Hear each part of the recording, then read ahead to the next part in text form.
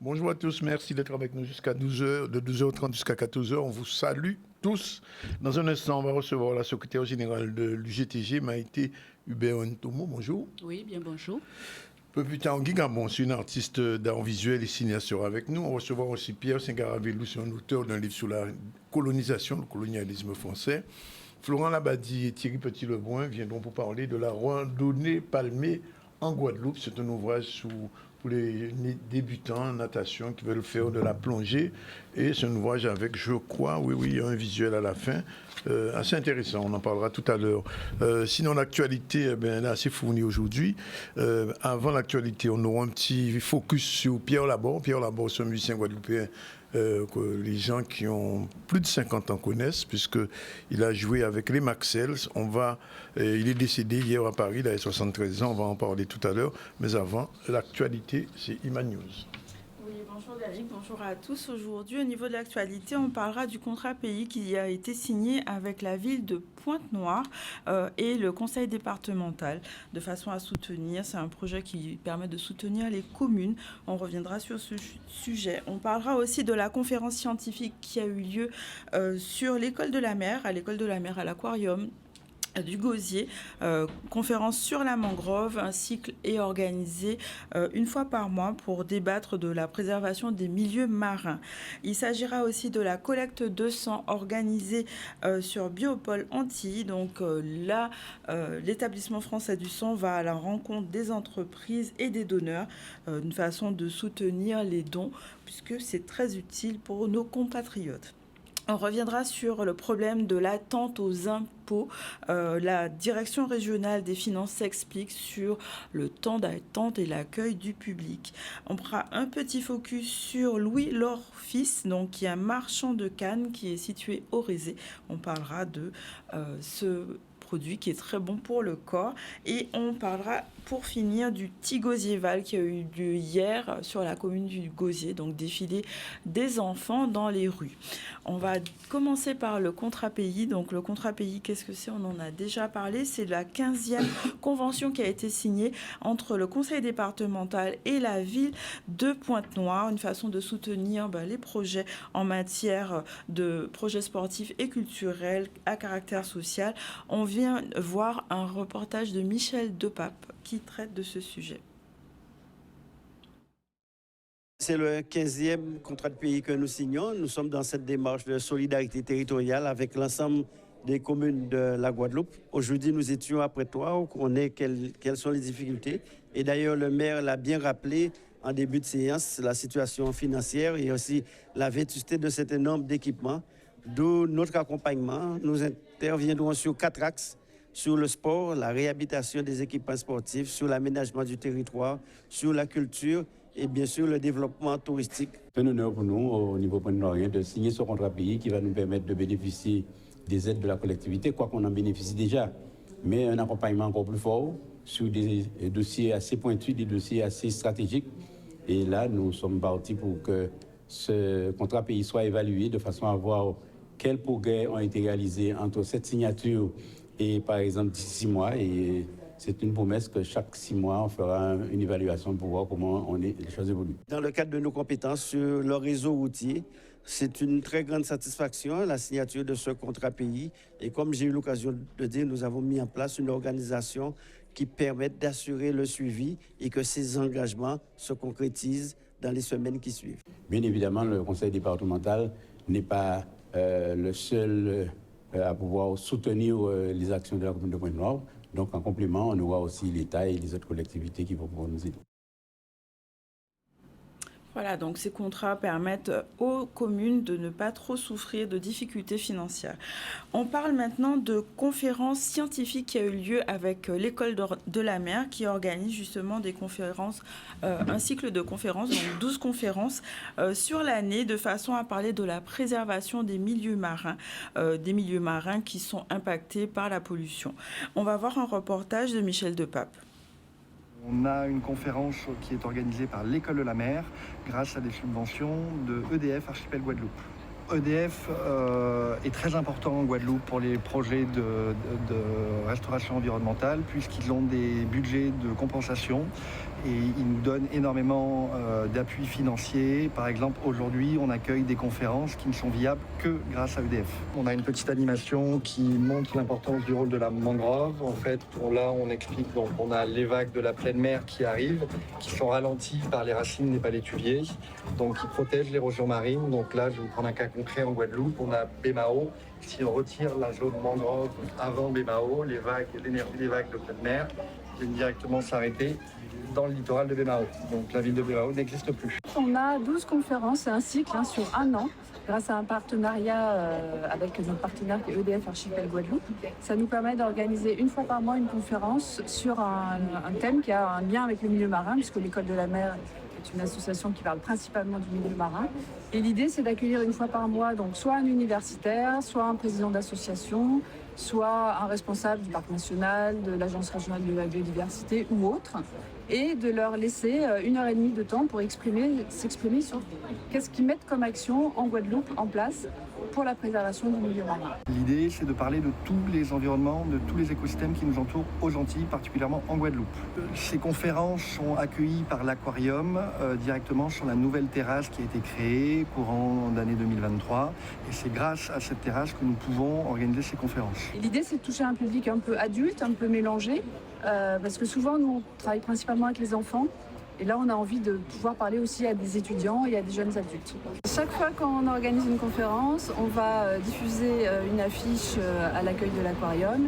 Et bien évidemment, sur les réseaux sociaux de l'École de la mer, École de la mer Guadeloupe, on va trouver les dates, les conférences, comment s'inscrire. Et après, c'est tout simple, il suffit de s'inscrire en ligne. La procédure est très simple. On est limité malheureusement à 50 places. Donc il faut réserver. En fait, c'est des conférences gratuites, mais c'est important de réserver à l'avance.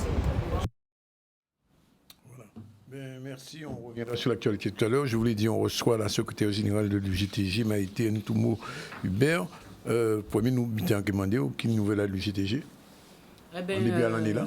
L'UGTG a résisté, puisque nous connaissons les difficultés que les travailleurs nient dans tous les secteurs de plus en plus, puisque nous savons qu'il y a l'inflation. Les prix qui ont augmenté tout partout. Nous avons vrai est-ce que au niveau de ces entreprises-là, il y a une véritable profitation qui peut mettre en place, puisque pas de négociation collective, il y a une remise en cause généralisée des droits à travailler, tout partout. Et donc les travailleurs prennent gaz véritablement, et ça peut permettre qu'ils viennent joindre l'UGTG, ça peut permettre qu'ils syndiquent pour permettre de défendre droits, mais pour acquérir aussi plus droits. Donc nous avons organisé, nous avons fait en sorte d'être en capacité de recevoir les salariés qui n'ont pas de problème, d'organiser, structure en nous, justement pour nous renforcer nous et pour nous plus fort face à l'exploitation là, du patronat, du capitalisme, et face à la vie qui est de plus en plus difficile. Alors, l'année 2023 là, qui passait là, ils ont mené quelques luttes quand même, ils ont une manifestation. Est-ce que vous êtes satisfait de ça qui passait en 2023, ou bien est-ce qu'il y a des meetings qui étaient payés plus loin? Oui, 2023, c'est continuité à combat que nous menons et que nous avons continué à mener. Nous avons rappelé que nous faisons quand même pratiquement presque dès l'année combat contre l'obligation vaccinale, contre le pass sanitaire, mais on veut dire principalement contre les libertés fondamentales. Parce que sous prétexte de santé, sous prétexte de protection, en vérité, c'est liberté fondamentale à peuple guadeloupéen qui était attaqué. Et nous mener quand même en belle lutte vers les travailleurs, mais aussi vers le peuple là, parce que peuple Guadeloupe, pendant cette période-là, ça était présent, était vraiment solidaire, qui permettent effectivement que les travailleurs qui étaient directement concernés dans ces secteurs-là, ça, arrivaient résister. Donc nous étions satisfaits de ça parce que c'était vraiment un bel combat, mais un combat qui n'est pas fini puisque ça continuait vers les contractuels. Là, c'est là où il y avait véritablement profitation puisqu'il y a eu un arrêté contrat à ces salariés-là, ça qui n'est pas normal. Donc, ils ont continué à gommer pour rétablir droit et combat continuer bien évidemment dans d'autres secteurs parce que pendant que ils ont attaqué la santé, le médico-social, le social, mais pendant qu'ils ont attaqué d'autres secteurs aussi. Et c'est comme ça qu'on ouvrait des grèves au niveau les éclairs, par exemple. À Constructel d'abord, au niveau à commune Bémao, nous pas qu'à oublier, et récemment effectivement au niveau des eaux claires, puisque nous avons rappelé ça a réglé quand même aux eaux claires ou pas? Alors ça n'a pas réglé. Pour le moment, direction là fait Tibouin d'ailleurs, parce qu'il rend ni compte qu'il a été ni en mobilisation forte de l'ensemble des organisations syndicales et des salariés à la clinique là. Donc, il fait d'ailleurs, mais quand on lui dit, c'est reculer pour mieux sauter, parce qu'il dit comme ça que de toutes les manières, oui, qu'il revine. Ça, pour nous comprendre, c'est qu'à travers l'attitude là, ça, c'est une tendance à dénoncer tout droit à travailler. Et premier droit qu'il y a attaqué, eh ben, c'est les conventions collectives, c'est les accords de branche. Puisque c'est des documents qu'à un moment donné, les dirigeants syndicaux arrivaient mobiliser les travailleurs dans les secteurs pour mettre en place. Eh ben, ça y a créé convention collective et accords de branche qui a regroupé un certain nombre de protections sociales et d'avantages pour les salariés qui tiennent compte de là, il y a travail là, mais dans quel pays aussi. Donc, c'est des conventions particulières pour la Guadeloupe. Et là, nous rendons compte que le patronat, qui est censé normalement négocier pour faire évoluer ces droits-là, ça, eh bien, depuis quelques années, plus de 10 ans dans certains secteurs, qui a refusé de négocier dans la perspective de faire disparaître ces conventions-là et affilier directement à des conventions de France. Nous savons bien qu'elle n'a pas les mêmes conditions de travail, nous savons bien qu'elle n'a pas les mêmes négociations qu'il a mettre en place, et c'est pour ça qu'il a attaqué, et c'est ça qui passait au niveau de clinique Les Eaux Claires. Le patron a décidé carrément de dénoncer la convention collective là. Oui. Donc les salariés qui savent que ça a représenté les Véga roulés tout de suite, et nous voyons effectivement que l'ensemble des organisations syndicales des travailleurs étaient debout pour dire qu'ils n'ont pas d'accord. Mais nous savons que direction là, ça a qui revient, puisque nous connaissons direction à Les Eaux Claires, hein, a pas des gentils du tout. Et sincèrement, les conditions de travail qu'ils mettent en place en disant là, très difficiles. Ces salariés-là qui ont en lot misère, c'est des remises en cause généralisées tout partout, dans tous les services. Donc, c'est pour ça que, sachant qu'il y a que revient ces sujets-là, ça, eh ben, les camarades qui sont dans ce secteur-là, ça, qui ont commencé à organiser pour qu'ils aient en capacité de répondre. Mais ça veut dire que dans les autres cliniques, même problème-là qui est posé? Même problème-là qui est posé parce que les accords de branche, eh bien, ils ont refusé, le patronat dans le secteur à la santé, qui a refusé de ciser avec les syndicats pour négocier. Donc, même problème là qui est posé dans les cliniques, mais dans toutes les autres entreprises aussi. Donc, à bien vrai au niveau à la filière canne sucre, aussi là, il y a une convention collective depuis plus que 10 l'année, on a essayé de négocier et faire avancer les points. L'année là, ça encore une fois, il a passé peut-être des mois, car reviennent sur les différents points pour faire évoluer. Donc, il y a ouvert les négociations, oui, puisque d'autre côté, il n'y a pas même ouvert, il n'y a pas même qu'à occuper d'eux. Là, au moins, il y a cisé. Et il n'y a pas commencé à parler. Sauf qu'il n'y a pas qu'à accepter point. Il n'y a pas qu'à négocier si point. Donc, c'est toujours à même niveau là. Donc, on voit aussi au niveau de l'énergie.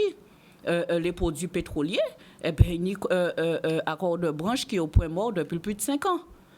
Et l'OPGSS, qui est une organisation patronale dans ce secteur-là, ça a refusé de négocier. Nous avons écrit, nous avons réécrit, et on a refusé de négocier. Donc, c'est chaque fois un rapport de force qu'on est obligé de mettre en place, ça veut dire bloquer, ou que ton enjeu, que toute station bloquée, et bien c'est à un moment-là ça qu'il y a que cisé, il y a que négocier. Parce que la volonté à eux, c'est de faire disparaître ces droits-là, ça, pour obtenir des salariés à moindre coût, mais en même temps, faire disparaître les organisations syndicales comme l'UGTG qui implantées en Guadeloupe spécifiquement et qui mettent en place ces conventions collectives-là, ça. Alors, en 2021-2022, peut-être si moins en 2023, nous avons une manifestation alentour à autres, un collectif. Est-ce que le collectif a ça toujours debout? Oui, bien évidemment. Alors, c'est vrai que pendant fête à Noël, jour de l'an, nous prenons un petit brin souffle.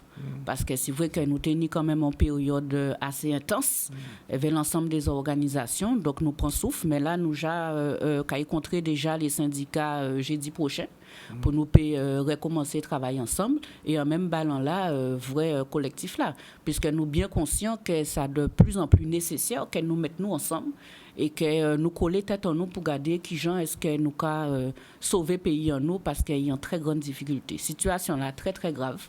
Et c'est rien qui là ouvre nous que goumer ensemble, c'est rien qui là ouvre nous que mettre nous ensemble à un intérêt commun que nous arriver sortir dans ça. Pas ni longtemps, le GTG fêté 50e anniversaire, c'est ça? Oui. C'est en 73 organisations à créer, il prend position pour l'indépendance.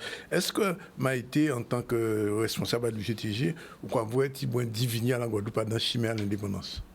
Alors, de toute manière, qui l'a regardé au niveau international, et ça, tous les jours, au canton que travaillaient les classes sociales les plus faibles, la classe ouvrière, la classe populaire qui a mobilisé parce qu'il y a remettre en question droit à yo.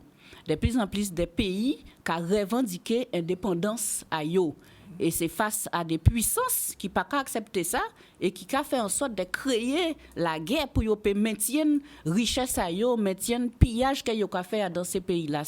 Pourquoi nous, en Guadeloupe, nous conscients parfaitement que nous pas la France, que nous pas ni rien à voir avec la France, que nous pas considérés de toutes les manières comme des Français. Là, on a des problèmes à de l'eau, que nous n'y jouons là, même si c'est qu'on y est là, que parce qu'il y a un reportage sur France 24, que tout d'un coup, tout le monde a levé gaoulé, qui a dit c'est pas normal, il faut nous rêver les usines d'assainissement, que l'homme est là qui est pollué, tout d'un coup. Parce que le reportage là sorti sur France 24. Mais nous, ça a fait l'année et l'année que nous avons dit ça. Ça a fait l'année et l'année que nous avons tiré la sonnette d'alarme, que nous avons dit que nous sommes en grand danger et que très bientôt nous ne pouvons même pas baigner en mer ni en rivière. Sorti en entendant sujet d'ailleurs qui a parlé de la préservation des coraux, mais nous tous savons que ça a condamné si nous pas régler le problème là ça. Donc on veut dire que nous les problèmes que nous nions en Guadeloupe trop graves. Trop grave et nous avons bien rendu compte qu'il n'y a pas la France qui règle nous. Que la France, ça y voulait, c'est toujours bénéficier des richesses à pays là, ça, mais pas jamais fait en sorte que les Guadeloupéens puissent épanouir et puissent vivre bien. À pas problématique. Donc ça veut dire qu'il faut nous sortir dans ça. Ça veut dire qu'il faut nous trouver une solution pour que nous, Guadeloupéens, puissions assumer responsabilité en nous et prendre divini en nous en main, prendre pays en nous en main. Tant que nous pouvons faire ça, eh ben, de toutes les manières, nous pouvons arriver à un stade, nous pouvons disparaître. Mais le GTG ne peut pas faire ça tout seul quand même. Eh ben, c'est pour ça, justement, que nous toujours qu'à fonctionner en collectif. Et ça, nous maintenons le lionnage là, ça, justement, avec l'ensemble des autres organisations syndicales. Oui, certes, peut-être nous pas ni même vision politique et idéologique, mais nous rejoindre nous sur des points communs. Et ces points-là, ça, nous avons la capacité de mettre ensemble, justement, et d'être conscients que si on ne veut nous pas mettre nous ensemble, nous pouvons sauver le pays en nous. Donc, nous avons fait des réunions régulièrement avec les syndicats, toutes les organisations syndicales. Nous avons toujours invité tout le monde, nous avons discuté des situations à pays là, nous avons parlé, nous avons évoqué les combats que nous avons menés et regardé ce que nous pouvons mener comme combat ensemble. Et plus largement, nous avons fait au niveau à collectif là, donc les organisations politiques, les associations, justement pour garder qui combat que nous y a mené, parce que nous sommes conscients, oui, que nous pouvons sauver tout seul, nous pas le GTG, tout seul qui sauve. Alors, nous avons une tradition qui est à l'UGTG depuis quelques années. Chaque fois qu'il y a une élection, l'UGTG a une position. Bientôt une élection européenne. Est-ce que mon l'UGTG a voté pour l'Europe ou bien que dit stop? Non, mais en cas que si nous avons un côté positif, c'est ni quand même une prise de conscience de ça qui a fait. Un pays en nous, mais surtout un pays en dehors. Nous avons une vraie situation à la France aujourd'hui là. Tout le monde a pensé discours à président français. D'accord? Mais nous avons vraie aussi situation à la France. Nous avons vraie les positions politiques que la France prend. Nous avons vraie les lois qui ont voté par la France. qui de plus en plus amène nous à un dictat. Ils veulent imposer nous un mode de vie qui pas du tout en nous, qui pas ni à rien vrai avec en nous, et qui au contraire qui entraîne nous vers la barbarie. Donc ça veut dire qu'on ne peut pas même penser qu'on va aller vers l'Europe. On ne peut pas même penser que c'est l'Europe qui vient sauver. Parce que tous les pays de l'Europe cachikaillent. Mais bon matin l'entendre qu'en Allemagne, ils mettent en grève. Un pays où ils n'ont pas fait grève, eh bien, là, les agriculteurs en là, avaient les Allemands qui ont dit comme ça qu'ils ne peuvent pas vivre encore comme ça. Et il n'y a pas rien que l'Allemagne, c'est à d'autres pays. Donc, nous avons bien pensé que nous ne pouvons pas croire dans l'Europe, à part l'Europe qui vient sauver nous. La France ne peut pas sauver nous, à part l'Europe qui sauve nous. Donc, bien évidemment, nous sommes en position parce que c'est important d'être toujours clairé l'esprit à les Guadeloupéens. Puisque nous avons apporté des analyses tous les jours, nous avons fait des réunions régulièrement, nous avons en conférence de la 4e internationale où il a tenu des travailleurs à le monde entier, des organisations à le monde entier, de tous les continents, Asie, Afrique, et nous tonnons misère à eux, nous tonnons l'exploitation qui a mettre en place, guerre que justement le capitalisme et l'impérialisme a organisé pour provoquer, justement pour continuer à piller toute richesse à ces pays-là. Qui est-ce qui prend Gaza dans ça? C'est la classe ouvrière, c'est la classe populaire. C'est toujours les mêmes qui prennent en l'eau gaz. Et yo dit, c'est eux même qui sauvent yo, pas pour d'autres monde qui viennent sauver yo. Faut yo organiser yo, vers la classe ouvrière, vers les classes populaires yo organiser yo dans pays à yo, justement pour faire en sorte de mener la révolution. Donc nous en Guadeloupe, c'est même bitin là. Nous pas différents des autres, c'est même bitin là. C'est nous avec l'ensemble de la classe ouvrière, la classe populaire, faut nous organiser nous, c'est nous qui sauvons le pays en nous, ni la France ni l'Europe. Bien évidemment, nous toujours qu'à porter solidarité pour les peuples qui ont détresse, qui ont misère, qui ont la guerre. Et solidarité là, ça est important parce que nous ni si on veut des combats en commun, nous ni des causes communes. Et nous prenons exemple effectivement si d'autres peuples qui ont. Donc c'est important que nous restions en contact, que nous bocanter et que nous portions solidarité en nous, tout partout qu'on nous porter solidarité avec peuples haïtiens qui en ce moment qui vivent véritablement une situation très difficile avec les gangs et avec ça qui réservé bayo. Nous avons porté solidarité avec le peuple palestinien. Bon matin là entendre que j'arrivais à plus de 25 000 nous avons dit ça inadmissible. Donc nous avons porté soutien en nous à ces peuples là ça bien évidemment, mais combat là que nous avons mené là c'est nous tous celles qui avons mené. On a une dernière question. Dans ce secteur, on va sur là toujours, Canal Plus, ça apaise petit moins. Vous savez, grand patron à Canal Plus, c'est qui moun? Bolloré, c'est ça? C'est Bolloré, ouais. D'accord. Donc, j'aurais bien imaginé que politique là qui va mettre en place au niveau à Canal Plus là, il pas qu'à vers l'émancipation des travailleurs, vers l'épanouissement des salariés. Et nous allons continuer à goumer, nous en plein nao, justement, nous allons continuer à goumer parce que son machine a fait l'argent, société là ça, son machine a fait l'argent et nous allons montrer que malheureusement, justement, comme il a fait en sorte d'exploiter le travail pour continuer à faire l'argent, eh bien, c'est de plus en plus de mal-être, de burn-out, de difficultés justement pour les salariés à joindre les débouts. Donc nous allons continuer à goumer et il n'y a pas du tout prôner le dialogue social puisque encore rappeler que jusqu'à présent il y a refusé la négociation pour permettre justement des nids de crédits d'heure pour faire syndicat. Donc il n'y a pas du tout dans le dialogue social, bien au contraire. Donc des sociétés comme là, eh ben, c'est important que nous organisions les travailleurs, que nous prenions conscience des situations là et que nous mettons ensemble pour dire que si vous voyez il y a gagné autant d'argent, si vous voyez il y a développer autant, eh ben, c'est parce qu'il y a des travailleurs qui là qui investit là-dedans et qui travaillent tous les jours, mais aussi parce qu'il y a des peuples là qui ont l'argent là ça. Donc faut pas oublier ça et nous allons continuer à gommer pour faire en sorte d'imposer nous et de dire comme ça que de toutes les manières, en pays là, ça y peut faire, ça y voulait, quand y voulait, parce qu'il y a une idée syndicat qui doit bout. On dernier bulletin très rapidement. D'après moi aussi, deuxième madame à l'UGTG, responsable secrétaire général à l'UGTG, si on ne va tromper moi, parce que dans un mandat, on mettait des points à un moment donné. Hein. Alors, Suzy, t'es pressenti? Ah, il battait une mais il battait élu, c'est lui hein, qui t'est refusé d'aller plus loin, parce que, bon, vous savez, avait les responsabilités que les madames ni au niveau de la famille à eux. Ça pas évident qui a fait que en ces premiers madame qui est élu secrétaire général à l'UGTG. Ça m'a été trop raide pour 3 ans là. Eh bien, oui, il raide, il est toujours raide, il continue raide, puisque surtout là, on regarde des difficultés qui viennent de plus en plus. Ça pas facile, mais c'est un choix qu'on a fait. Et moi, quand on dit tous les jours, faut pas nous gens laguer. Faut pas nous laguer. Alors, si moi en laguer, il n'y a pas qu'à jusqu'au bout, les autres qui laguer. Si on va pas continuer après le congrès, là, quoi vous venez? Eh bien, vous savez ça, pas. Oui, bien évidemment, Nimo moi a dit. Ouais. Mais à pas moins qu'à décider tout seul. Les autres qui sont élections, hein, c'est une élection, sans choix. Mais en tout cas, ça qui s'entend, c'est qu'on peut toujours continuer à goumber. Ben, Maïté, merci de venir. Merci. Et Kembe Fort. Voilà, il est 12h56, nous avons un petit campo et nous allons retrouver tout à l'heure avec Guy Gabon, artiste d'art visuel et cinéaste, et Pierre Singaravello, avec nous parler du colonialisme. À tout de suite. Merci. Voilà, il est 13h02 dans le ZCL News. Dans un instant, on va recevoir Mme Guy Gabon. Bonjour.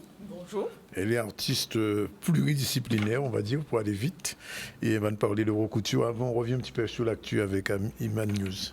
Oui, on va revenir sur l'actualité. On va parler de collecte de sang qui s'est déroulée à Biopôle Anti-Jarry. Donc, l'établissement français du sang va vers les entreprises, va vers les donneurs, parce que 40 dons sont nécessaires pour être autosuffisants en matière de transfusion sanguine. C'est le but à atteindre. Et justement, Solène Fèvre est allée à la rencontre de cette collecte de sang. On est là aujourd'hui parce qu'on a été sollicité par un partenaire qui est le laboratoire Innovis Biopôle pour une collecte de sang en entreprise aujourd'hui. Ce sont des collectes qu'on fait assez régulièrement en entreprise. On a besoin de partenaires et on est heureux de répondre à ce genre de sollicitations afin d'aller vers les donneurs. Je suis venue aujourd'hui pour donner mon sang parce qu'en principe je suis une donneuse. Mais comme tous ces jours-ci, quand ils font la collecte, moi je travaille jusqu'à 13h, donc je n'ai pas le temps d'y aller. Et aujourd'hui c'est mon premier jour de congé, ça tombait très bien. Donc je me suis dit pourquoi pas, j'ai entendu à la radio qu'on faisait l'annonce pour donner le sang aujourd'hui. J'ai dit pourquoi pas, c'est tout près de chez moi, donc je vais y aller. Moi je suis chargé de recevoir les donneurs après le don. Donc voilà, la collation, c'est là où on va se restaurer, prendre des forces. Il faut savoir qu'il y a un temps de 20 minutes à respecter, c'est important. Et puis voilà, surveiller en cas de malaise, voilà, il faut bien être attentif. On a besoin de sang parce que les malades drépanocytaires sont régulièrement transfusés. On a aussi besoin de sang en cas d'accidenté de la route, de gros traumatismes où on a perdu beaucoup de sang. Mais ça concerne aussi un accouchement par exemple, quelqu'un qui est très anémié, un accouchement, une opération pour laquelle on saigne un peu trop. Donc il y a beaucoup de raisons pour lesquelles on a besoin de sang, les cancers, voilà. C'est important parce qu'on a beaucoup d'accidents dans le département et c'est vraiment important de donner son sang et c'est pour sauver des vies. On n'a pas du tout assez de dons pour notre population. On a besoin de 40 dons par jour pour être autosuffisant et ne pas importer du sang. Et actuellement, on est plutôt autour de 20 dons par jour, donc c'est pas assez et on espère que la population se mobilise. Donc pour ceux qui ne peuvent pas venir aujourd'hui, demain on sera au Moule, demain de 8h à 13h. Et aussi à la Maison du Don qui est ouverte tous les lundis, mercredis et vendredis de 8h à 15h30. Voilà. Donc on va parler art. Depuis le mois de décembre, il y a une exposition amusante qui s'appelle Recouture. Pas couture, recouture. Pourquoi recouture vous faites, Guy? Alors recouture, parce que il y a déjà du tissu qui est un peu abîmé, qui est un peu déchiré. Et recouture, pour moi, c'était aussi cette symbolique de recoudre le monde, la déchirure du monde. et peut-être de tisser un tissu plus respectueux des hommes, de la nature, des autres. Puisqu'il est dit que c'est l'urgence de retisser, c'est ça? De retisser des liens, retisser des liens avec les autres, avec soi, avec la nature. Oui. Mais Guy Gambon, j'aimerais bien comprendre d'où vous prenez votre inspiration, parce que, j'ai envie de dire, vous faites un peu de tout. On ne parle pas de cinéma aujourd'hui, mais du point de vue artistique, vous êtes dans la nature, là, aujourd'hui, dans le tissu. Comment ça vient? Ça vient de mon parcours, de ma vie, de tout ce qui me nourrit, en fait. Et puis aussi de l'actualité. Parce que c'est aussi une réflexion que je porte sur le monde dans lequel je vis aujourd'hui, comment je le regarde et quels sont mes espoirs pour le monde de demain. Donc, on a envie de dire que c'est une trajectoire artistique, mais humaniste en même temps. Oui, forcément. En tout cas, pour moi, c'est totalement lié. Et mon combat, j'ai envie de dire, c'est vraiment pour plus d'humanité dans le monde. Et j'utilise l'art, on va dire, c'est quelque part mon arme pour amener à plus d'humanité dans notre monde. Oui, parce que de plus, cette exposition sera là jusqu'aux Journées du patrimoine, c'est ça? Jusqu'au 24 février. Jusqu'au 24 février. Jusqu'au 24 février, donc avec autour de l'exposition, en fait, des événements. Donc le premier, c'est déjà demain, autour des Nuits de la lecture, où la médiathèque et le Musart seront ouverts, accueilleront des lectures. Et je propose une visite guidée en lecture de l'exposition. Oui. Et c'est une exposition, alors, moi, je sais pas, je dis que vous êtes artiste d'art visuel, donc ça va du cinéma jusqu'à l'art, la peinture, la nature, un peu tout, vous brassez tout? Non, je ne brasse pas tout, j'utilise qui pour moi est le plus parlant en fait. Ce sont des médiums différents que j'ai à m'apporter et que j'utilise. Oui, parce que pour cette exposition, d'après ce que j'ai compris, il y a eu un travail avec l'Université d'art au Muséum d'Atlanta, c'est ça? Oui, l'aventure a commencé en fait à Atlanta, entre 2018 et 2020. Ouais. Et donc, c'était la première étape du travail. Donc, l'exposition s'appelait The Bridge of Beyond, l'autre bord. Et donc, au Musart et à la médiathèque, parce que je tiens à dire qu'en fait, cette exposition, c'est un parcours qui nous mène du Musart à la médiathèque en passant par l'ACOU qui est entre les deux bâtiments. Oui. Donc, c'est vraiment un parcours. Et vous allez aussi vers les établissements scolaires, vers les jeunes. Comment ils accueillent pas votre parcours, mais ce que vous proposez? Alors, en tout cas, c'est très surprenant. Ils sont assez surpris, parfois un peu décontenancés, mais quand même beaucoup agréablement surpris par l'atmosphère, en fait, que dégagent les différentes installations, les matériaux que j'utilise, qui sont, quant au fond, des matériaux très simples. Le cuir, la céramique, le fil, et de voir comment on peut, avec des matériaux simples, composer une installation. Et puis en particulier, là, il y a eu un travail très particulier où j'ai fait appel à une scénographe, Bénédicte Marino, et un éclairagiste. Que vous avez connu à l'Archipel ici. Bien sûr. Et Pika aussi, que j'ai connu à l'Archipel. C'est pour dire que tout le parcours, mon parcours de vie vient nourrir mon travail. Oui. Et c'est vrai que ce travail sur la scénographie et la lumière amène une autre dimension, presque une quatrième dimension au travail. Oui. Et vous avez toujours envie de surprendre? Oui, parce que je pense qu'il faut bousculer aussi les codes, il faut surprendre, parce que je pense qu'il faut vraiment que l'humanité se réveille. Donc voilà, il faut aller là où on ne m'attend pas, et que chacun trouve en lui en fait cette ressource pour tisser, pour retisser, pour recoudre, parce qu'il y a urgence. Alors je me souviens, la dernière fois que je vous avais eu, c'était parler de land art. Oui. C'est toujours d'actualité, le land art? Bien sûr, ça reste l'un des fondements aussi de mon travail, parce que c'est le rapport à la nature. Et pour moi, il est essentiel, c'est l'ancrage, il est là. Et cette expo raconte aussi l'importance de l'ancrage à la nature. L'une des installations qui s'appelle Reliance, qui est un hommage aux femmes, au sol, j'ai ramené de la terre, parce que pour moi, c'est vraiment ce lien à la terre est essentiel. Oui. Et alors, il y a le cinéma, il y a un petit peu de spectacle vivant aussi. Mais il y a l'influence du spectacle vivant, en fait. Oui. Voilà, le fait de faire appel à une scénographe, à un créateur lumière, ça vient de mon background de spectacle vivant, du temps que j'ai passé à l'Archipel, même si c'était un tout autre poste administratif. Mais en tout cas, moi, ça m'a marqué et ça imprime, et ça transpire, en fait, dans mon travail. Alors, une dernière chose avant de vous quitter. Je pose toujours la question aux artistes. C'est difficile en Guadeloupe de vivre de son art? Oui, c'est difficile. Oui. C'est difficile, Pourquoi? mais c'est difficile parce que j'ai envie de dire, le territoire est petit, les opportunités ne sont pas énormes. Donc il faut construire avec. Après, chacun construit son modèle. Moi, j'ai choisi de m'accrocher en tout cas au fait d'en vivre. Donc voilà, il faut développer les projets, il faut trouver un modèle économique qui permette de tenir. En tout cas, j'ai encore la chance de pouvoir dire que j'en vis. Alors, rendez-vous donc au Musart pour ceux qui n'ont pas encore vu. Oui, rendez-vous au Musart, à la médiathèque. Donc, on peut rentrer par le Musart, par la médiathèque. Oui. La semaine prochaine, pour les journées du patrimoine, les 2 établissements seront ouverts le samedi et le dimanche. Il y aura une soirée littéraire en hommage à Simone Schwarzbart, le samedi 27 à 18h.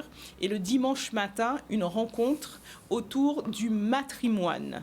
Du matrimoine. Alors, il y a peu de patrimoine, là, c'est le matrimoine. C'est le matrimoine. D'accord. Oui. Donc, autour, en fait, d'artistes, d'autrices qui ont été un peu invisibilisés dans l'histoire. Donc, voilà, une invitation à découvrir ce qu'est le matrimoine et à le mettre en valeur. Merci Guy, à bientôt. Merci, à bientôt. Je sais que vous reviendrez bientôt, il y aura sûrement quelque chose dans l'air déjà. Oui, toujours. Oui. Merci. Alors, je reçois Pierre Singaravelou. Il est historien, auteur, chercheur, universitaire, agrégé docteur en histoire. Mais enfin, il a plein de titres. On pourra passer une journée à les citer, travailler en France, en Angleterre aussi, je crois. Oui, jusqu'en septembre dernier. Jusqu'en septembre dernier. Et il est devenu depuis quelque temps spécialiste de la colonisation ou de la décolonisation. Depuis une vingtaine d'années déjà. Oui. Alors, on va parler d'un ouvrage que je n'ai pas lu, mais qui est sorti récemment sur les histoires coloniales de la France, décolonisation plurielle. Pourquoi cet ouvrage? Parce qu'il y a eu beaucoup de choses sous cette période. Alors, d'abord parce que c'est un sujet qu'on pense bien connaître et qu'en fait on ne connaît pas très bien, parce qu'il y a une espèce de fossé entre la recherche universitaire à l'échelle mondiale, puisque c'est un sujet qui est étudié un peu partout dans le monde. La colonisation française, elle est autant étudiée aux États-Unis, au Canada, en Australie, en Inde qu'en France. Et il y a un fossé entre cette recherche universitaire et puis, au fond, le grand public qui ignore en grande partie cette histoire, que ce soit dans l'Hexagone, dans les Outre-mer, mais aussi dans les anciennes colonies, au Sénégal, au Vietnam, au Maghreb. On connaît mal cette histoire.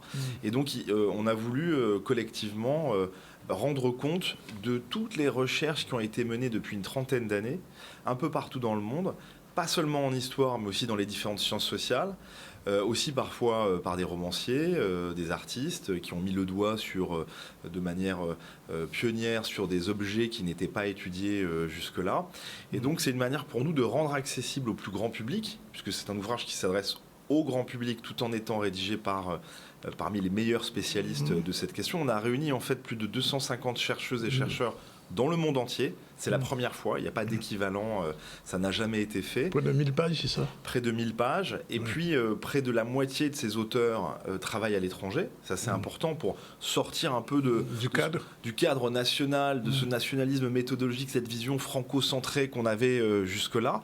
Et puis, avec beaucoup, parmi les chercheurs français, beaucoup d'universitaires, des universités ultramarines, Nouvelle-Calédonie, Polynésie française, bien sûr les Antilles, avec 4 chercheurs de l'Université des Antilles qui ont participé à l'ouvrage. On peut les citer d'ailleurs, Pierre Audin, Dominique Rogers, le regretté Jean-Pierre Sainton, qui propose un article remarquable sur le mai 67 en Guadeloupe.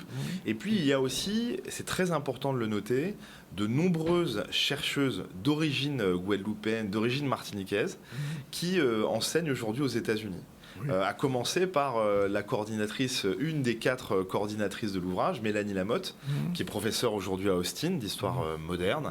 On pourrait citer Audrey Célestine ou encore Sylviane Larcher, qui sont toutes les deux d'origine antillaise et qui travaillent désormais aux États-Unis. Donc, mais Audrey est partie aux États-Unis ? Oui, elle a quitté le nord de la France. Lille, c'est toute une information récente.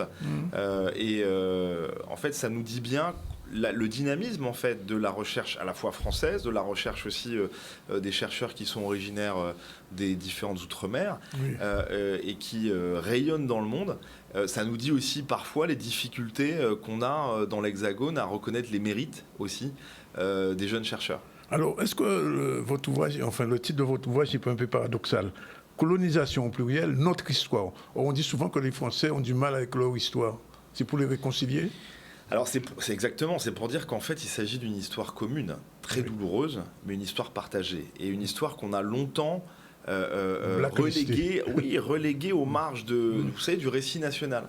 Jusqu'à la fin du XXe siècle, on considère que l'histoire des colonies, c'est pas l'histoire de France, c'est différent. Et donc ça doit être étudié, non pas dans les cours d'histoire de France, mais dans des petits cours comme ça marginaux. Et je donne l'exemple du monument historiographique de la fin du XXe siècle, qui sont les lieux de mémoire dirigés par Pierre Nora. Sur 130 grands articles, grands chapitres, il n'y a un seul chapitre sur 130 qui est consacré aux colonies. Et encore, c'est sur l'exposition coloniale internationale de 1931 qui a lieu à Vincennes, à Paris. Vous imaginez, c'est-à-dire la manière dont les Parisiens, les Français se représentent les colonies. C'est-à-dire que c'est une histoire qui ne fait pas partie, qui est étrangère à l'histoire de France. Donc évidemment que cette histoire, elle appartient à l'histoire de France. Elle se trouve même souvent au cœur de l'histoire de France, dans tous les domaines. Domaine économique, on le sait, domaine culturel, domaine politique. Est-ce que les Français se l'approprient? Les Français, comme les autres, ils sont obligés de se rendre compte que cette histoire, c'est la leur. Pourquoi? Parce que les Français d'aujourd'hui, leurs grands-parents, ont été appelés pour faire la guerre d'Algérie. Systématiquement. Ils sont aussi petits-enfants de militants du FLN. Ils sont issus des différentes phases de migration postcoloniale. Les Français toutes les familles françaises sont marquées d'une manière ou d'une autre par cette histoire coloniale. Et là, on parle de l'Hexagone. C'est une évidence pour, évidemment, les territoires d'outre-mer, où là, cette histoire est centrale. Elle est encore visible. Et elle est encore visible. Elle est évidemment encore visible partout dans les outre-mer, mais elle est encore visible dans l'Hexagone. Je veux dire, les paysages urbains, vous avez parlé dans cette émission... de Bordeaux. Exactement, vous avez parlé à de nombreuses reprises des histoires des statues ici, à déboulonner, en tous les cas, à critiquer, à contextualiser, donc pas seulement les paysages urbains, dans la langue française. Dans la langue française, évidemment, il y a ces stigmates de l'histoire coloniale, mais aussi cet enrichissement de la langue par toutes ces cultures. Et évidemment, je parle dans un territoire où évidemment, la créolité domine, donc on connaît toute cette question du métissage et de l'hybridation des langues. Mais c'est bien ce paradoxe-là, la colonisation. C'est une grande violence, mais c'est aussi, in fine, aujourd'hui, un enrichissement au sens où on doit aussi se nourrir, non pas de l'héritage colonial, mais de ces métissages qui ont été parfois contraints d'ailleurs, parfois subis, mais qui aujourd'hui donnent une diversité, un foisonnement culturel considérable aux 4 coins du territoire. Alors, je pose la question en tant qu'universitaire ou chercheur. Quand un type comme Sarkozy dit, par exemple, que l'Africain n'a pas d'histoire, comment vous, personnellement, vous ressentez ça? C'est très simple. En fait, Nicolas Sarkozy, quand il dit ça en 2007, c'est le fameux discours, tristement célèbre discours de Dakar, il le prononce pas n'importe où. Il le prononce à l'université Cheikh Anta Diop. Vous imaginez, Cheikh Anta Diop, le théoricien... il a dû bouger dans son cercueil. Et devant les étudiants et les chercheurs, les enseignants, les intellectuels sénégalais qui sont complètement effarés par ce qu'il dit en substance, il le dit texto, mais il ne dit pas que cela, l'homme africain n'est pas suffisamment entré dans l'histoire. Et en disant cela, le président de la République ne fait que reprendre un des pires topoïs de la science coloniale, pas seulement française mais européenne, c'est qu'en fait les populations d'Afrique subsaharienne n'auraient pas eu d'histoire, comme les Océaniens, comme les Maghrébins à l'époque islamique auraient connu des siècles obscurs après les Romains et avant les Français. Les colonisateurs européens ont systématiquement déshistoricisé les sociétés colonisées. Ils ont expliqué que les sociétés colonisées n'avaient pas leur propre histoire et donc leur intrusion, leur colonisation permettait à ces populations d'accéder à l'histoire, autrement dit d'accéder à la civilisation. Vous voyez bien que c'est un des principaux moyens de justifier la domination coloniale, que évidemment tout le monde, tous les chercheurs en sciences sociales, en histoire du monde savent que c'est faux, parce que nous avons documenté les différentes histoires de ces populations, elles les ont documentées elles-mêmes, elles ont documenté la manière dont elles ont raconté leur histoire. Toutes ces populations possédaient une historicité, un rapport au passé, au présent, au futur. Elles ont raconté leur histoire dans des chroniques, des traditions orales, sur des bambous gravés pour les Kanaks, sur tout un tas de supports artistiques. Mais aussi, je l'ai dit, dans des traditions orales pour les griots, par exemple. Les griots en Afrique de l'Ouest, c'est une tradition formidable sur des siècles et des siècles de transmission d'histoire de royaumes, de villages, de dynasties. Et donc, évidemment, ce que dit Sarkozy à ce moment-là, c'est énorme, c'est inadmissible. Alors, je vous donne plus récent, Darmanin qui dit l'année dernière que la République a aboli l'esclavage. Enfin, il dit ça, il lance ça. Là, si vous voulez, c'est plus... comment dire ? On est en 21e siècle, quand même. Oui. Dire que la République a aboli l'esclavage, c'est encore une idée fausse partagée par un grand nombre d'habitants de l'Hexagone, et peut-être au-delà, d'ailleurs, parce que ça a été longtemps enseigné comme cela dans les manuels scolaires. Parce que ça relève, si vous voulez, de la propagande... républicaine, depuis 1848 jusqu'à la fin du XXe siècle, il faut bien le dire. Ça n'est que très récemment qu'on explique, c'est-à-dire la réalité telle qu'elle s'est passée, c'est que l'abolition de l'esclavage en 1833 par les Britanniques, en 1848 par les Français, résulte d'une longue chaîne de révoltes et de révolutions menées par les esclaves depuis le XVIIe siècle, avec parfois de grandes révolutions, on les connaît, Haïti évidemment, Saint-Domingue à l'extrême fin du XVIIIe siècle, où les esclaves eux-mêmes s'émancipent, conquièrent leur liberté par les armes. Et y compris en Guadeloupe et en Martinique, on voit que ce sont des révoltes qui accélèrent le processus très concrètement, qui accélèrent le processus, le décret d'abolition. Donc, en fait, c'est évidemment que ça n'est plus possible de dire que c'est la République qui abolit toute seule l'esclavage par bonté, par bienveillance. Alors hier, vous étiez à l'université à Saint-Claude, je crois. J'étais à Saint-Claude. Et ce soir, vous êtes... ce soir, je suis à Fouilleul à 18h. Donc je vous invite à venir, cher Danick. Je sais que vous vous intéressez beaucoup à ces questions. J'ai envie de vous poser une question pour vous embêter. Quand vous arrivez en Guadeloupe, vous avez l'impression que la Guadeloupe, c'est un département ou encore une colonie? J'ai l'impression que c'est un territoire très vivant, avec un potentiel incroyable. Surtout, moi, je pense aux jeunes, parce que j'étais avec les jeunes à Saint-Claude. Il y avait des centaines d'étudiants de L1, L2, L3, Master, donc de Guadeloupe et d'ailleurs, qui suivent leurs études sur la faculté Roger Thomson. Et moi, ce que je vois, c'est que c'est un territoire qui a un potentiel dingue, qui est tourné vers le monde, ouvert au monde, d'une curiosité folle, j'ai vu cela. Et donc, moi, je ne veux pas entrer dans une catégorisation administrative qui est réductrice, quelle qu'elle soit. Bon, alors ce soir, donc, vous présentez. Ce livre sera présenté en France bientôt? Il est présenté en France. Il est présenté. Il a été présenté. Comment il est reçu? En France. C'est une dernière question. C'est un livre qui suscite plein de débats. Donc en fait, j'ai fait des dizaines de rencontres, d'interviews, d'entretiens avec toute l'équipe des coordinateurs. Et donc c'est passionnant parce qu'on voit à quel point il y a une demande. C'est ce que j'ai mesuré hier à Saint-Claude. Il y a une demande sociale. Notamment des jeunes, mais pas seulement, parce que cette histoire, en fait, on la connaît pas bien.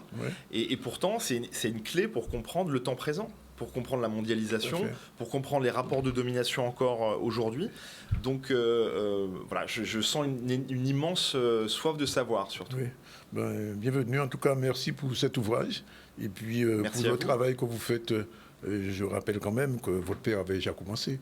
Bien sûr, bien sûr. Mes parents ont vécu 15 ans ici, moi-même 5 ans. Et donc, je suis un petit peu guadeloupéen quand même. Bien sûr. Voilà. Donc, merci en tout cas d'être venu. Et puis, rendez-vous ce soir à 18h. C'est à quelle salle, vous savez? Oui, c'est l'amphithéâtre Méro. Méro? L'amphithéâtre Méro. Voilà, il est 13h25, deuxième pause, dernière séquence dans le ZCL. On va recevoir tout à l'heure nos derniers invités. Je veux parler de Florian Labadie et son éditeur PLB. À tout à l'heure. Voilà, c'est la dernière séquence du ZCL News. On va recevoir un éditeur bien connu et qui produit de belles choses. Alors, je vais commencer par le plus ancien. C'est un ouvrage qui s'appelle Le d'Éterville. Il va expliquer tout à l'heure pourquoi ça s'appelle comme ça. Aïe, aïe. C'est un ouvrage pour les enfants, ce qu'on appelle l'album de jeunesse. Et puis, il est venu avec l'auteur Florian Labadie. Bonjour. Bonjour. La randonnée palmée en Guadeloupe. Et je salue monsieur PLB Patrick. C'est quoi quel monsieur? Petit Lebrun. Ah, Petit Lebrun, oui, Petit Lebrun. Voilà. On revient vers vous dans un instant. Oui, la mémoire part. On revient vers vous dans un instant pour on retourne à l'actualité très rapidement avec Iman News. Oui, retour sur l'actualité, on va parler du problème de l'attente aux impôts. La direction régionale des finances s'explique concernant le manque de fluidité pour l'accueil, surtout le lundi, apparemment, qui pose problème. On revient sur ce sujet avec Harold Luce. Je pense que le gros problème aux impôts, c'est la fluidité avant d'accéder au bâtiment. C'est-à-dire que on est là tous avant l'heure, bien qu'il ne faut pas venir avant l'heure. Mais le problème, c'est qu'après, on se retrouve derrière une barrière et là, il y a plusieurs personnes qui viennent pour différentes choses et ils devraient faire la fluidité depuis là pour faciliter l'accès aux impôts. Il y a un peu d'affluence en ce moment au sein de nos services. Cela résulte tout naturellement d'une échéance de taxe foncière qui est à régler au 15 février pour une bonne partie de nos concitoyens. Alors le lundi, c'est le jour de galère. On voit qu'il y a une queue qui ne finit pas devant les impôts parce que les gens viennent pour le foncier. Le foncier, on sait qu'on a beaucoup de problèmes d'indivision en Guadeloupe, de partage de terres, enfin. Il faut qu'ils puissent alléger le service du lundi. C'est-à-dire que si le lundi, il y a beaucoup de monde pour le foncier et que le jeudi, il y a moins de monde, de faire 2 jours pour le foncier. Comme ça faciliterait les personnes et il y aurait moins de monde à attendre. Donc effectivement, l'accueil de nos usagers est une priorité sur cette direction et dans ce département. On a organisé 2 comités de services publics avec les usagers du CIP, les abîmes, en septembre et en décembre 2023. Pour voir comment on pouvait s'améliorer, parce que c'est clair qu'on a énormément d'usagers qui viennent. C'est normal aussi, effectivement, si à l'ouverture à 7h30 qu'il y a un peu d'attente, c'est normal parce que il faut orienter, savoir pourquoi tous les usagers sont là et les orienter de la façon la plus efficace possible. Par exemple, hier, on a reçu 80 usagers, donc c'est complètement gérable. Ce matin, comme vous avez pu constater, il y avait des usagers, mais à 10h, ils étaient plus que 50, dont 20 qui venaient chercher des avis d'imposition. Et là encore, les équipes expliquent aux usagers que pour avoir un avis d'imposition, il est inutile de venir dans nos services. On a 32 France Services dans le département qui mettent à disposition des ordinateurs et qui accompagnent les usagers pour qu'ils puissent retrouver leur avis d'imposition sur leur espace particulier. Donc vraiment, les messages passent. On voit bien que les usagers ne viennent plus au milieu de la nuit, comme ça a été longtemps le cas. Moi, je suis venue à 6h, donc j'attendais dans ma voiture. Et je me présente devant la fameuse barrière. Et là, on me dit qu'il y a une liste. J'ai dit, mais il n'y a personne des impôts qui est venu nous voir pour nous dire qu'il y avait une liste. Donc du coup, il y a une dame qui prend sur elle et qui met des noms sur un fameux papier. Et si on ne le sait pas, on se retrouve tout en bas de la liste. Sauf que cette liste, elle n'est pas exhaustive. C'est-à-dire que quand on arrive devant la barrière, du coup, la liste ne sert plus à rien, puisqu'ils appellent encore par différents bureaux. Et c'est là que la galère commence. Entre 7h30 et 8h30, la file d'affluence est gérée et les usagers ont une première réponse. Pour ceux qui avaient une demande simple, ils peuvent déjà repartir. Et les autres qui nécessitent un traitement plus long, soit recevront un ticket prioritaire qui en fait est comme un rendez-vous qui leur permet de fournir des documents complémentaires lors d'un prochain déplacement au sein du service des impôts des particuliers. Parce qu'il y a des gens qui viennent avec aussi des tickets pris la veille et qui passe avant vous, qui est arrivé aujourd'hui à 4h du matin. Donc c'est tout ce système qui ne devrait pas exister. Si on doit donner des tickets aux gens la veille, qu'on puisse dire ça à tout le monde et pas des personnes qui se sont présentées, qui ne sont pas passées. Donc beaucoup d'actions ont été mises en place par les équipes en place, à savoir une fluidification et une organisation et une orientation des usagers. Donc on a mis en place aussi un accueil téléphonique avec des rendez-vous téléphoniques. On s'appuie beaucoup sur le réseau des France Services pour que les usagers ne se déplacent pas. J'ai analysé avant de venir parce que j'ai envoyé 2 mails il y a 15 jours et j'ai pas eu de réponse. On va pas parler du téléphone qui sonne et que personne ne répond. Donc j'ai dit j'allais venir un mercredi parce que c'est le jour aussi où on garde les enfants. Et j'ai eu raison. Visiblement, il n'y a pas de solution à ce qu'elle dit. En plus, c'est normal. C'est normal que les gens soient sous la pluie à attendre depuis 5 heures du matin un passage. Incroyable. Un dernier sujet, non?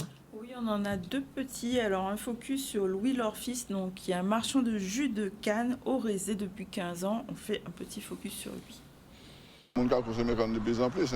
De plus en plus, on a consommé canne. Parce que bon, tant qu'il achète un coca en boutique, là, il faut acheter canne et manger, puis bon. C'est ça. Ça n'est pas facile, hein. Ça arrête dans l'eau, l'arrêt dans l'eau. Il faut couper et puis vous embarquer dans la voiture là. Après, pour venir ici, débarquer, plicher, mettre un sachet, tout bidin. Ah ouais, ça va facile, ça arrête. Un paquet de canne, s'il vous plaît. Oui, d'accord. C'est combien? 50. Ah ben, tu vas avoir un paquet.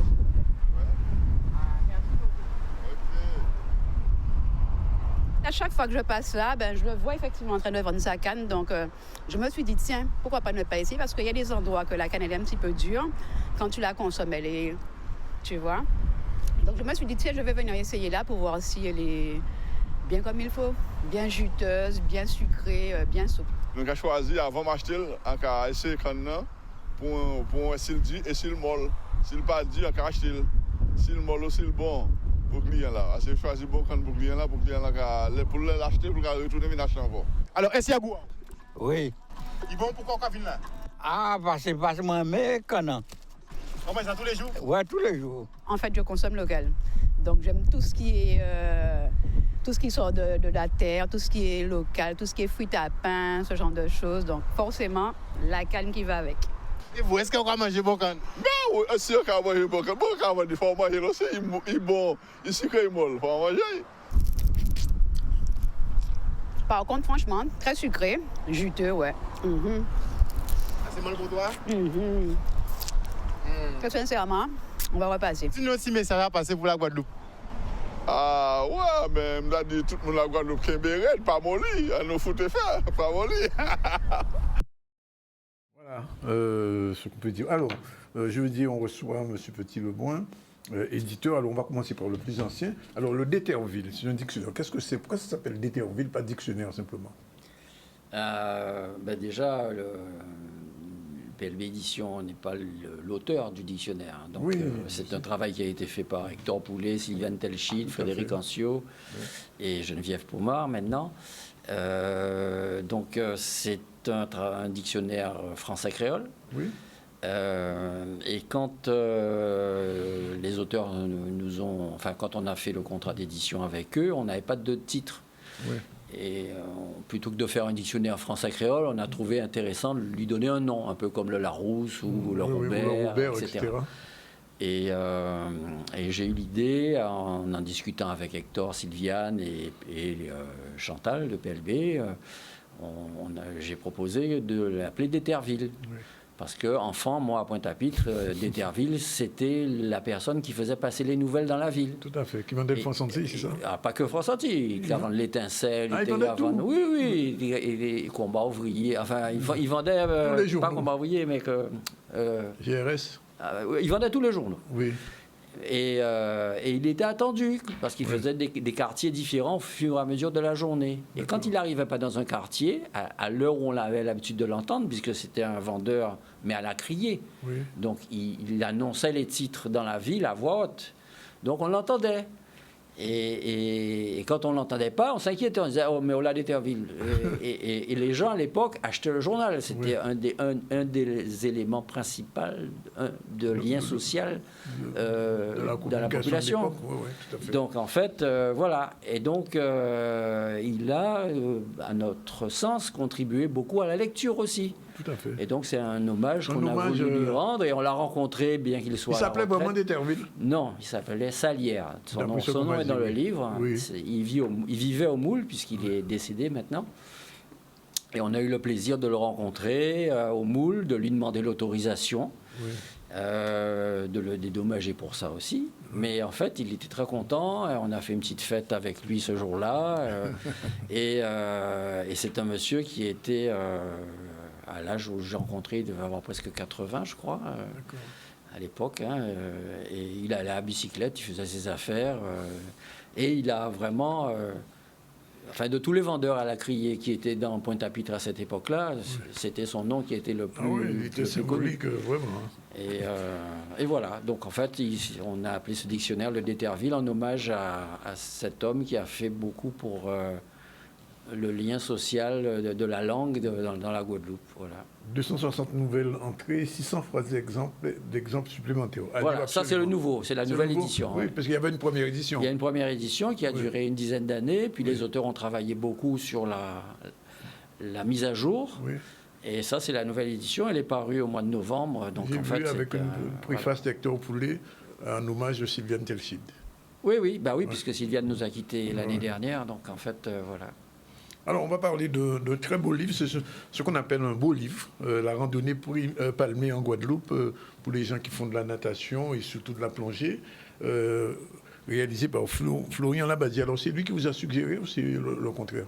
Alors non, c'est moi qui suis venu avec le projet, un peu brut, on va dire, et on l'a travaillé ensemble pour arriver à ce livre. Voilà. Donc il y a un gros travail de partenariat. J'ai amené les photos, l'idée, le texte, et Thierry a amené toute son expérience de l'édition que je n'avais pas pour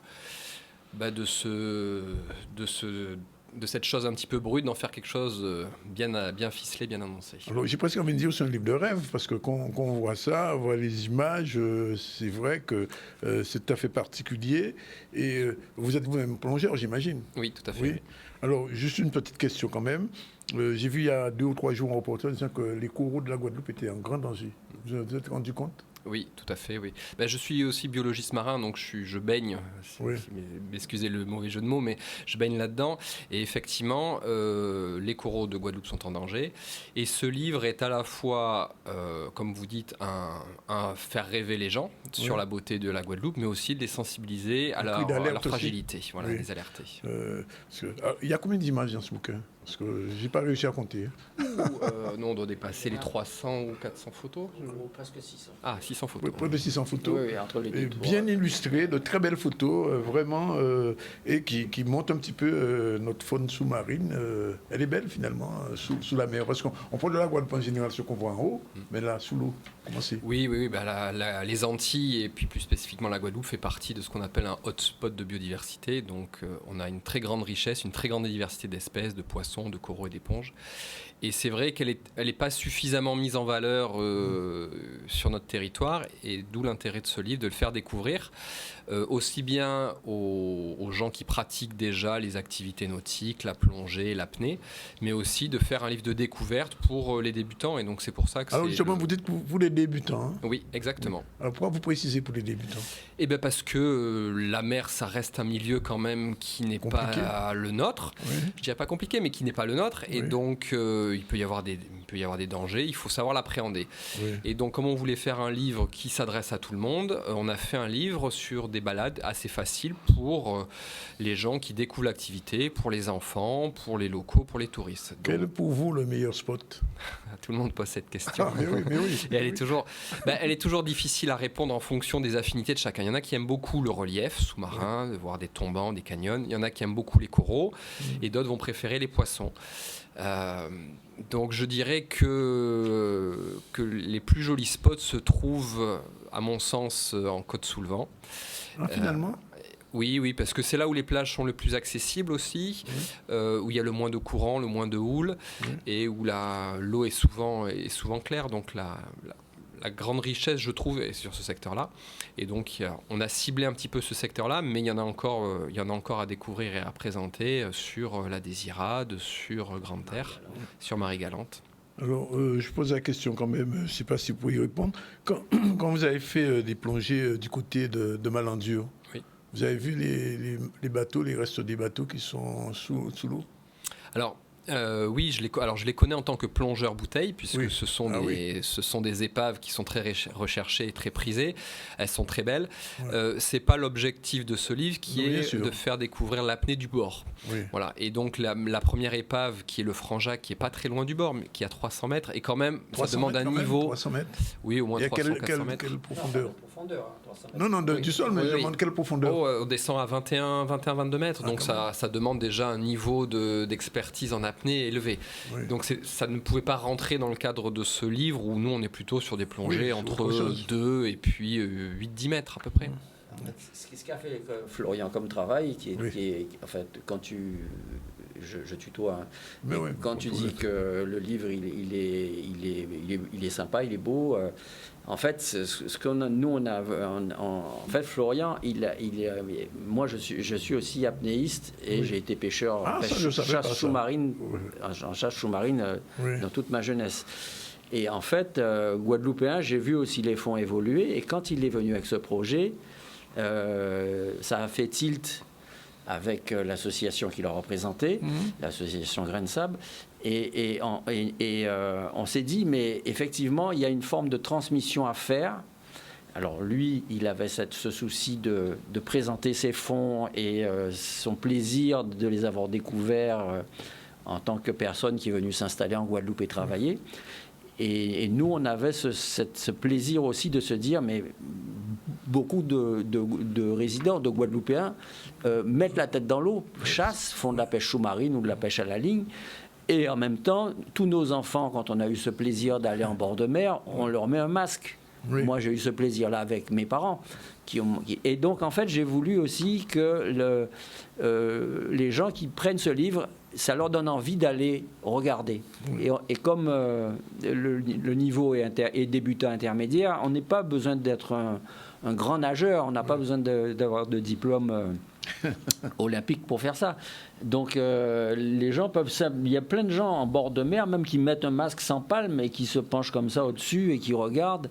Et en fait, la passion de Florian l'a conduit à faire quand même une vingtaine de... Enfin, le choix final, parce qu'il en a fait beaucoup plus. Hein. On travaille sur plus que ça. On a plus que ça en stock.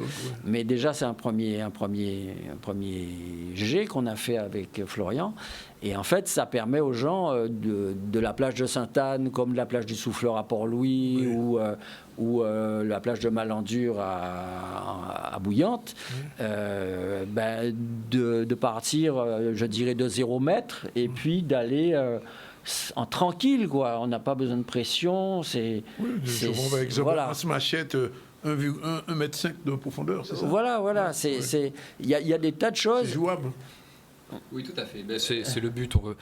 On a aussi une responsabilité de ne pas proposer des sites qui soient difficiles d'accès, dangereux ou que sais-je. Donc on a choisi ces sites aussi pour ceux qui présentaient le maximum de sécurité, d'accès à la plage. C'est un moyen aussi, comme elle a dit, quand vous l'avez noté, d'attirer le regard sur l'importance de ce milieu. La biodiversité. Puisque nous en tirons, nous Guadeloupéens, nos ressources de consommation. On est une des îles qui consomment le plus de poissons.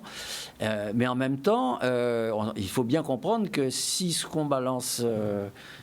par les rivières dans la mer n'est pas traité, l'île authentique, entre guillemets, qu'on essaye de vendre touristiquement, elle n'est plus du tout authentique parce que on ne fait pas en sorte que ce qui fait, déjà pour notre population, qu'on puisse se baigner dans des eaux saines, ça serait une bonne chose, mais qu'en plus...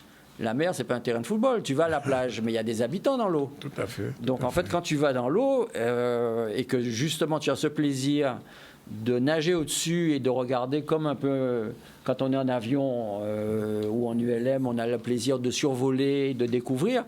C'est sûr qu'en avion, c'est compliqué d'aller plonger, de se rapprocher du gars qui est dans son champ de canne. Oui. Mais si tu vois une blanche ou une gourette en bas et que tu te dis « Allez, je descends pour regarder ce qu'elle fait parce qu'elle est en train de manger un petit morceau de choses qui lui fait plaisir au fond », tu peux. Donc en fait, et l'intérêt, c'est que ça peut aussi, maintenant il y a des clubs qui font qu'ils appellent snorkeling. Nous on préfère parler de randonnée palmée, mais en fait il y a une façon d'amener les gens sous l'eau, ce que fait Florian lui d'ailleurs aussi, à titre privé avec des potes ou dans le club de plongée lequel il travaille, il est en association pour le plaisir, mais c'est d'amener des gens et de leur expliquer un petit peu comment les habitants de ces fonds marins fonctionnent.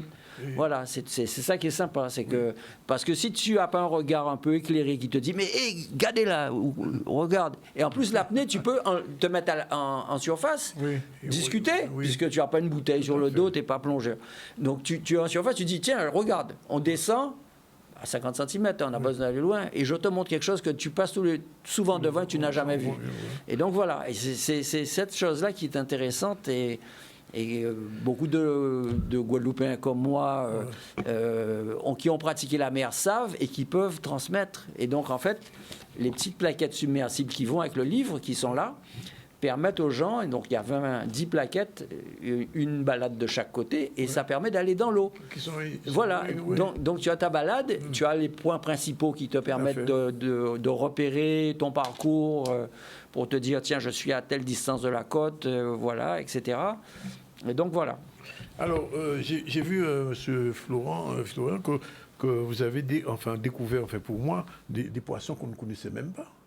Je vois, par exemple, le diodon araignée. Qu'est-ce que c'est? Où est-ce que vous avez trouvé ça? Non, mais c'est une espèce qu'on voit régulièrement aux Saintes. Oui. Ah, c'est aux Saintes qu'on les trouve? Oui, beaucoup. Non, ce sont des espèces qui sont toutes connues, recensées, mais c'est vrai qu'on se concentre souvent sur quelques espèces emblématiques en Guadeloupe.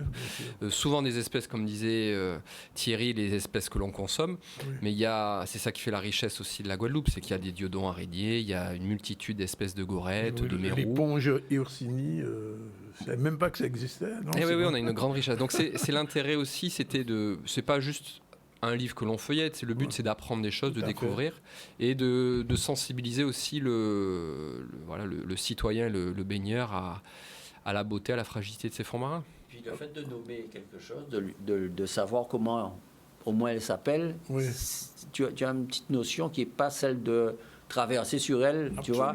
Donc tu peux la prendre en compte. Tout à fait. Non, c'est un livre de découverte aussi. Voilà, tout à fait, mais c'est un guide de découverte. Et je pense utile et que tout baigneur devrait avoir. je dis, y compris les touristes quand ils arrivent, enfin, ils ne font pas de la plongée malheureusement, mais tout Guadeloupéen devrait avoir. Mais ça, c'est de l'apnée, donc tu n'as pas besoin de bouteille. En fait, il suffit d'un masque. Et puis, masque, tuba. Un tuba. Voilà. Oui. Bien. En tout cas, merci d'être venu. Un petit mot rapidement sur Aïe, qu'est-ce que c'est? Je ne sais pas encore lu. Alors, on va dire aux téléspectateurs que c'est les prochains invités du Zandronis Creole News. Ok, c'est en mars. On va les inviter. En tout cas, merci d'être venu. Je rappelle donc le Déterville, le dictionnaire français créole qui est là, qui est en vente, fait par Hector Poulet et Sylviane Telchid à l'époque. Et c'est la nouvelle édition avec, je rappelle, 260 entrées, nouvelle entrée, 600 phrases d'exemple. La randonnée palmée en Guadeloupe, on y va avoir, tout le monde peut avoir, avec des fiches qui sont submersibles qu'on peut... Si je veux dire une dernière chose, Dani, c'est que grâce à 5 partenaires, conseil départemental, l'Office de l'eau, la région Guadeloupe, Parc national, hygiène, on a pu avoir un livre qui est à 29 €. Donc en fait très abordable avec les plaquettes incluses dedans. Les photos et les plaquettes, c'est presque un cadeau, j'ai un peu dit. Donc voilà, c'est grâce à ces partenaires on a pu publier le bouquin. Merci. Alors rapidement les 2 focus du jour. D'abord le proverbe créole du jour.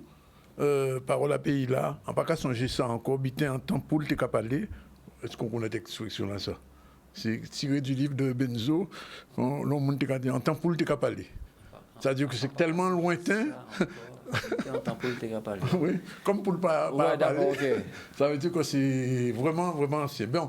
Et le focus du jour sur un artiste guadeloupéen qui vient de disparaître, qu'on a connu, il s'agit de Pierre Laborde. Il est décédé à Paris hier à l'âge de 73 ans. C'est un grand nom de la scène antillaise, de la scène guadeloupéenne même, des années 70. C'est un célèbre saxophoniste guadeloupéen.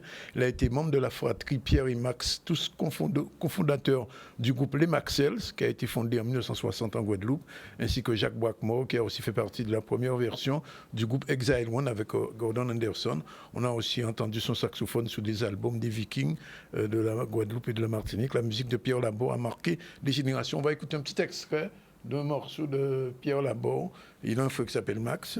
Ils avaient créé les Maxels, on a dit ça des années 60. Rapidement, un petit extrait.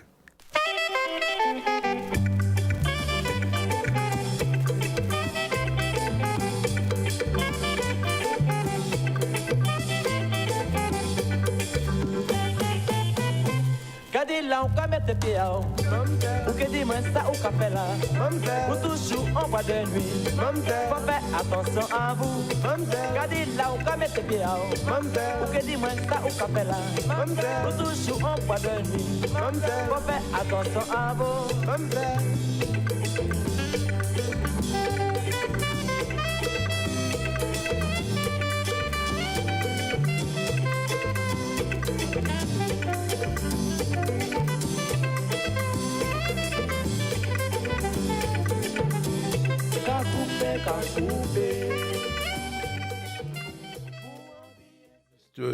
Très virtuose. Alors je précise quelque chose qu'on ne sait pas, c'est que Manu Dibango qui a fait Salmo Koussa, c'est une chanson que tout le monde a connue, c'est beaucoup inspiré du travail de Pierre Laborde.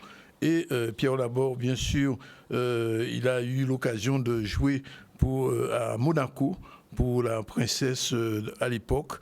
Et ce jour-là, me dit-on, Stevie Wonder, qui était de passage pour le mixage, lui-même a été étonné à demander de rejouer Pierre Laborde, qui s'est éteint à l'âge de 73 ans. Voilà, c'est fini pour aujourd'hui. On te rappelle des informations du jour, Iman. Oui, je pense qu'on n'aura pas le temps de voir le Gosier-Val. Ça va être un peu court. On le verra ce soir. Ouais, ce soir, c'est pas grave. Alors, on a parlé du contrat pays qui a été signé entre le conseil départemental et la ville de Pointe-Noire, donc de façon à soutenir l'aménagement, le réaménagement de certaines infrastructures. On a aussi parlé de la conférence scientifique sur la mangrove organisée par l'École de la mer, qui est un cycle qui sera proposé sur toute l'année, donc une fois par mois, une façon de parler de la préservation des milieux marins. C'est en lien avec aussi le livre dont on vient parler.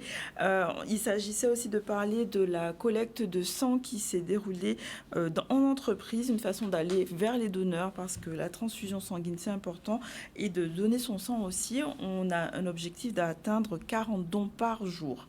Il était question du problème d'attente aux impôts, donc l'accueil qui est parfois un peu difficile, manque de fluidité, et la direction régionale des finances s'est expliquée. On a fait un petit focus sur Louis Lorfis, donc qui est marchand de canne au Rézé depuis 15 ans, et on verra le Gosier-Val qui a eu lieu hier sur la commune du Gosier avec les enfants. Voilà, et puis depuis le début de l'émission, on a reçu ce matin Maïté Ntoumo, la secrétaire générale de l'UGTG, puis une artiste, Guy Garbon, artiste d'art visuel, qui expose en ce moment au musée Art, et nous donne rendez-vous pour son exposition qui s'appelle Recouture, et pour retisser le lien social, dit-elle. Ensuite, nous avons reçu Pierre Singaravelou, qui est historien, entre autres, mais aussi auteur d'un certain nombre d'ouvrages sur la colonisation, dont ce dernier livre, Colonisation, notre histoire, qui sera ce soir. Il fait une conférence au campus de Fouillol à partir de 18h. Et puis nous avons terminé avec nos deux derniers invités, Florian Labadie, auteur du livre La randonnée palmée en Guadeloupe, et son éditeur, auteur de d'Éterville et aussi de Aïe. Voilà, la pub est faite. Merci d'être venu et à bientôt et bonne vente pour ces bouquins qui sont dignes d'intérêt. Voilà, c'est fini pour aujourd'hui. On vous remercie d'être avec nous. On se retrouve demain à 12h30 pour une nouvelle séquence du ZCL News. Bye bye.